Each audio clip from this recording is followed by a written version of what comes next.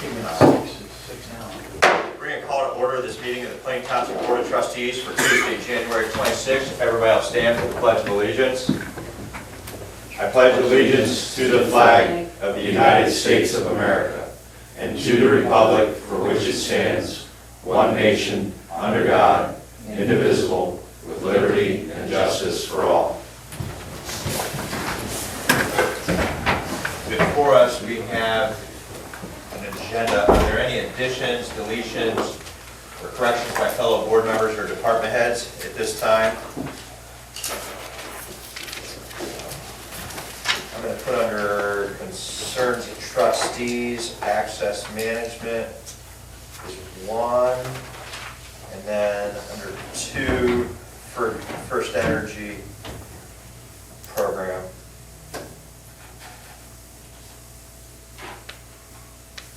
Any other changes? Okay. Please note for the record, we have Mr. Paul Ricard serving in the absence of Mr. Eric Williams this evening. That being said, the first item we have on the agenda is the sheriff's report. Turn that over to Lieutenant Springer. Pleases the board this evening. Lieutenant Ron Springer on behalf of Sheriff Meyer. In front of you should have the monthly report for January. Overall, calls were down. Alarms were slightly up. Detective was able to do seven follow-up investigations, was able to close a theft of a motor vehicle as well as a burglary. We currently do not have anything trending to point out to you. I can bring forward some good news, and that is that we have a direct indictment procedure going on. So we have one of our detectives, while Deputy Koenig was away in training, was able to kind of come in and wrap up about 9 burglaries. At least 5 of those were in Plain Township. So he's going to be going through the direct indictment process. We hope to have charge on that probably within the next few weeks. Good. Any questions from the board? Is there anybody in the audience that has any questions for the sheriffs? Okay. Thank you, Lieutenant. We have nothing under unfinished business. That'll take us to new business, and that first item is false alarms. I'll say move that into business one. Second, discussion, roll call. Mr. Saba? Yes. Mr. Haas? Yes. Mr. Lino? Yes. We'll close new business. Let's turn it over to our fiscal officer, Mr. Flex. Next, item number 1 is a request for a resolution by the board to authorize the payment of the pending warrants. So moved. I'll second. Discussion, roll call. Mr. Haas? Yes. Mr. Saba? Yes. Mr. Lino? Yes. Item number 2 is a request for a resolution by the board to authorize the regular payroll. I will so move. Second it. Discussion, roll call. Mr. Haas? Yes. Mr. Saba? Yes. Mr. Lino? Yes. Item number 3 is a request for a resolution by the board to authorize the payment of the following medical claims as provided by Healthcare. I will so move.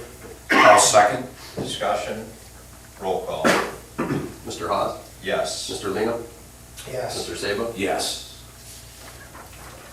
Fiscal officer number 4 is the investment report and the bank reconciliation.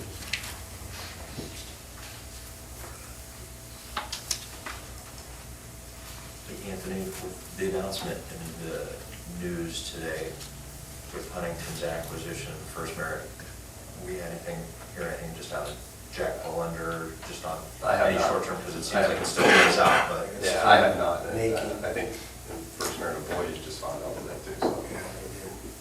Okay.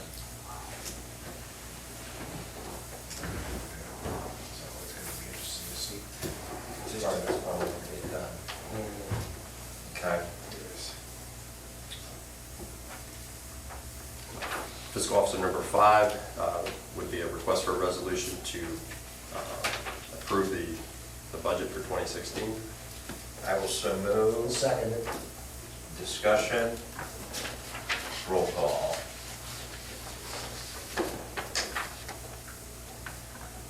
Mr. Haas? Yes. Mr. Lino? Yes. Mr. Saba? Yes. Fiscal officer number 6 is a request for a resolution by the board to authorize a refund as follows for overpayments for emergency medical services as requested by Ohio Billing. So moved. Second. Discussion, roll call. Mr. Haas? Yes. Mr. Lino? Yes. Mr. Sabo? Yes. And then fiscal officer number 7 is just noticed that we've gotten a request for a transfer of a liquor license from Quick Mart LLC to Brett Trissel, DBA Quickies Drive-Thru. This is at 3825 and -27 Cleveland Avenue Northwest. This was submitted, I believe, earlier this morning to the sheriff. They seem to have maybe a couple of concerns they want to talk to Eric or Paul about. I'm sorry, you say there were some They're concerns? on. Correct. So we'll hold it over until the next meeting. I'll let Linda know to put it on as unfinished business next meeting. And then that'll conclude the fiscal officer's report for tonight. Thank you, Mr. Flax. It's going to take us to the fire department. I'm going to turn that over to Chief Snyder. Yes, thank you, Mr. Chairman. Item number 1 is the annual report for 2015.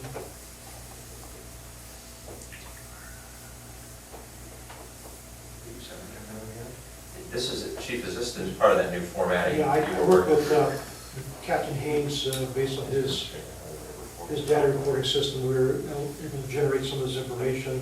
There was a lot more information, but I just pulled out what I thought would be pertaining to the board's interest. So, kind of gives you a breakdown of each month of last year where our call volumes were at, and it broke it down to the days of the week, where, amount of calls we had every year, Given, districts and so forth. So, pretty good breakdown of activities along with procedures and summaries that we do.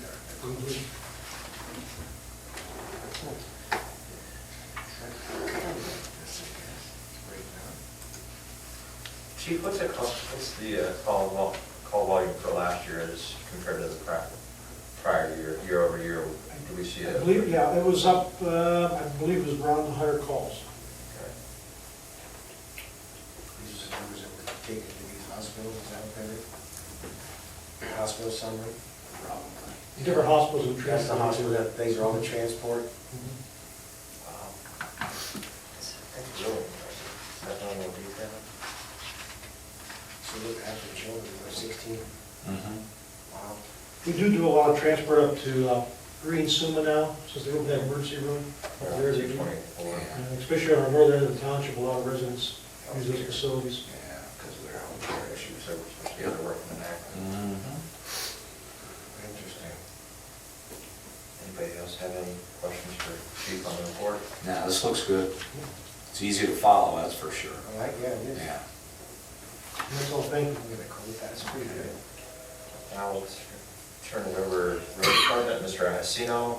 Yes, Mr. Chairman, item number 1 is a resolution to authorize the purchase of a 300 amp DC arc welder / TIG welder from Ohio Air Products, not to exceed $5,730.05. This will be shared between the road and fire department. I will still move. I'll second. Just for discussion, is this a replacement? Is this an addition? Is Yeah, this- it's a little bit of both. The old welder is well over 30 years old, and it's not capable of welding all the stainless products we have now. It also is incapable of welding the heavy steel like in the plows. It'll do it, but they keep breaking. This is a stronger weld. We'll be able to burn out the old welds that we did put in there and put new welds in. And this will work both for our departments now with all the stainless on his new trucks and stuff and all the stainless beds on mine. This will really good. Will this require any additional training for your mechanics No, down there? they're Okay. the ones that came to me and said, this is the welder we need. They know what they can do. Okay. Further discussion, roll call, please. Mr. Lino? Yes. Mr. Sabo? Yes. Mr. Haas? Yes. Item number 2 is our letter from the Stark County Engineers with our annual Township Highway System Mileage Certificate for the year 2014. That the board will have to sign, we'll send back, we have 172.855 miles. This was as of December 2014. Because of a couple annexations, it took a little bit away from us. And one vacation that's going to get overturned now. We're going to get back, but they're always a year in arrear, so. Okay.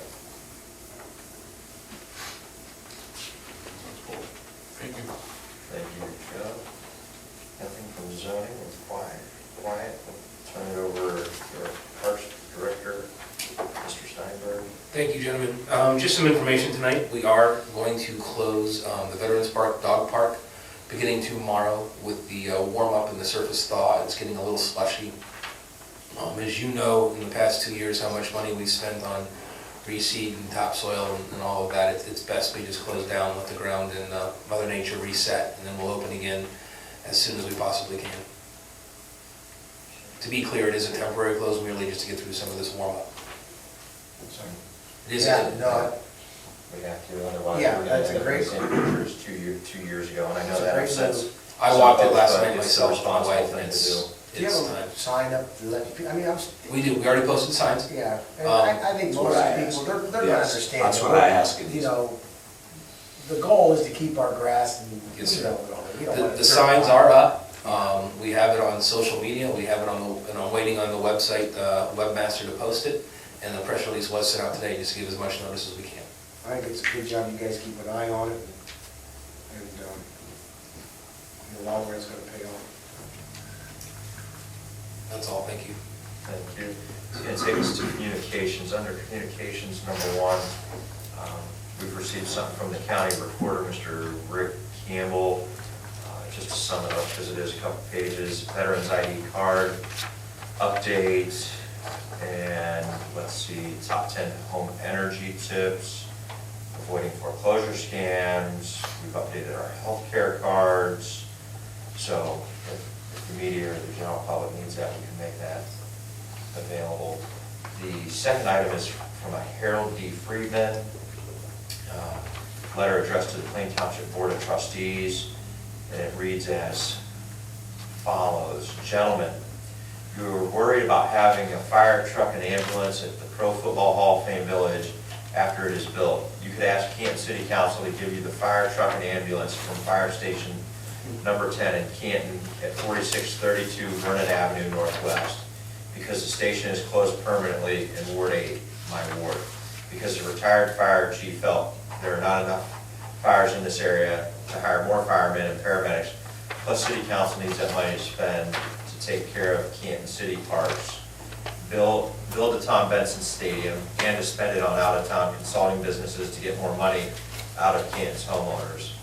Also, they are giving, it is tax abatement or giving it to white-collar business corporations coming to Canton. This is more important to them than the safety of Canton's residents, especially in Ward 8. Sincerely yours, Harold D. Friedman. I think that's it for communications. Takes us to public speaks. Is there anybody in the audience that wishes to address the board? Okay, that'll conclude public speaks. Under concerns of trustees, I had asked just for 2 items. The first labeled access management. I think I forwarded to everybody an email, but I want it for public record purposes. Next Tuesday, February 2nd, downtown, 10 o'clock with the county commissioners, Keith Bennett and the outside consultants, plus some of the committee representatives will be meeting with the Board of Commissioners, just to update what has been established to this point, essentially explain to them the next steps in the process, because there's a defined period of 270 days in total. We're probably looking at the end of March or April, in which they're going to have to render a decision whether it's adopted whole, adopt part of it, or adopt none, or don't adopt any of it. So as it continues to move forward, those dates will be made available. We'll keep everybody apprised, because ultimately, should it be adopted in full or in part, we'll make sure we're aware, so we know how to direct residents and businesses as they come look to build. The second thing. Excuse me. Yes. Is that flyer that was attached with that? Yes. Is that the draft, is that final or? My understanding is right now it's final because it wasn't marked draft. And Anthony, I can provide a copy to you for reference. Yeah, I don't have it. Let's see, essentially what's access management, why is it important, improving traffic in Stark County, how's access management implemented, what the regulations contain, who applies access management, what are the concepts and standards. There's a couple notes down in the corner from last week's meeting at Stark County Township Association meeting. So outside of that, We received at the Stark County Township Association meeting last week that John and I attended, Dana Hefner with First Energy, who's one of our associate members, stood up and said that First Energy is holding Saturday, February 6th, from 10 a.m. to 12 p.m. at Stark State, essentially a public session for anybody who's interested in lineman and substation electrician opportunities. They're going to talk through the program, so for any Plain Township residents that may be interested in it, they should contact Stark State about that. But again, it's going to be Saturday, February 6th, 10 a.m. to 12 p.m. at Stark State for linemen and substation electricians.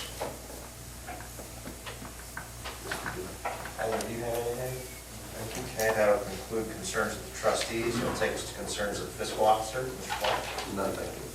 Okay, it's going to take us to the approval of the minutes for January 12th, 2016. I will so move. I'll second. Discussion. Roll call. Mr. Sabo? Yes. Mr. Lino? Yes. Mr. Haas? Yes. Let's see here. You do have a need for executive session, so be it hereby resolved by the Plain Township Board of Trustees, Stark County, Ohio. And I don't think there's a hard copy because I wasn't given one, I just know. Yeah, it's our balance. Okay, to adjourn to executive session at 6:20 p.m. from this regular meeting is authorized under Ohio Revised Code 121.22G for the purpose and consideration of 1A, appointment of a public employer official, 1B, employment of a public employer official. Bear with me. A conference with the law director or other retained counsel concerning pending or imminent court action. 4, preparing for, conducting, or reviewing negotiations or bargaining sessions with public employees. I'll second that. Discussion, roll call. Mr. Sabo? Yes. Mr. Lino? Yes. Mr. Haas? Yes.